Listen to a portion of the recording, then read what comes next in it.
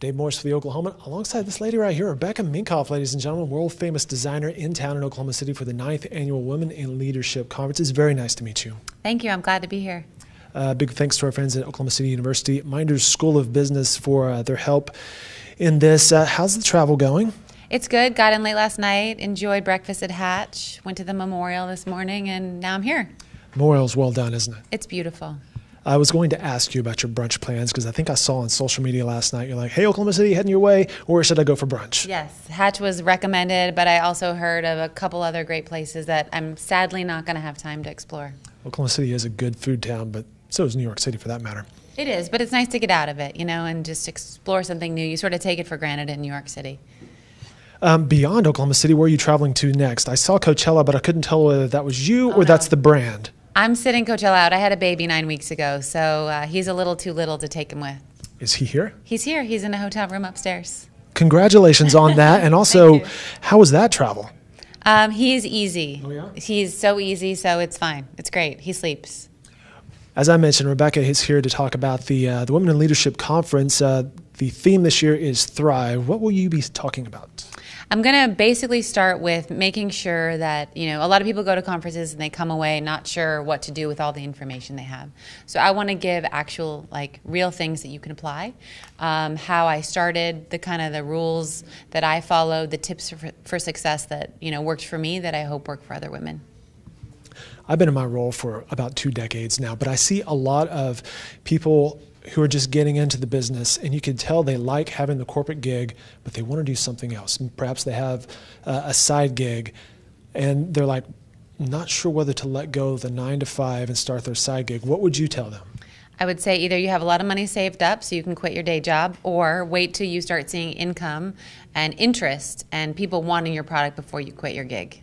You're not just pie in the sky. You're like, hey, get your performer, get the business model, right? Yeah, because a lot of people want to start things and then it doesn't take off right away. It takes a little bit to start a business. You know, you can't just Amazon Prime your business success. So make sure you have a way to support yourself.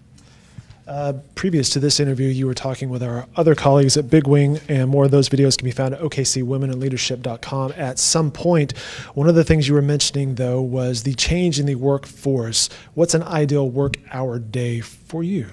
Well, or what might it be? What might it be? This is not what it is. When I began to look at how do I change the workforce, and we haven't done it yet, we did make some small changes. You know, we open at 10 a.m. on Mondays and close at 3 o'clock on Fridays. So hopefully we give you a little bit of a longer weekend. My ideal situation would be 10 to 4. You can go take your kids to school. You can go to the gym.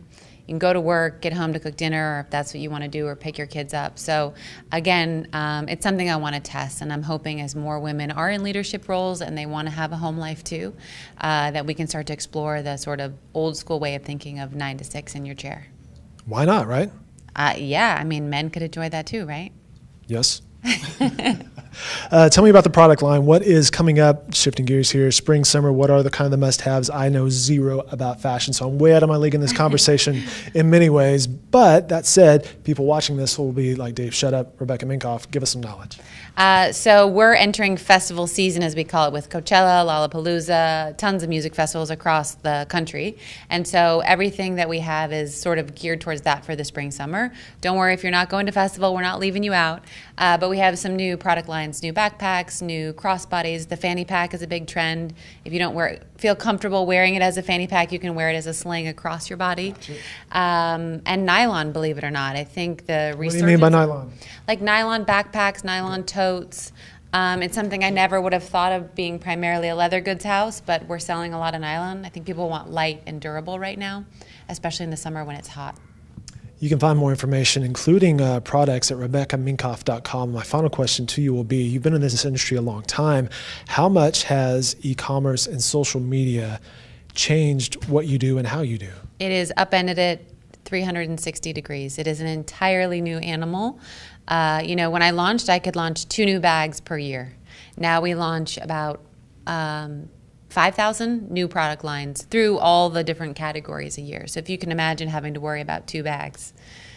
Now 5,000 items, it's, you know, the social media has made things faster, the urgency to, you know, produce things quicker and be more on trend. Everything's quicker, faster, I want it now, and that's all because of social. Well, congratulations on your career. Safe travels moving forward. Again, it's RebeccaMinkoff.com for more information on this lady in many ways. And this conference, as I mentioned, the OKC Women in Leadership.com. Rebecca, thanks for your time. I appreciate it. Thank you.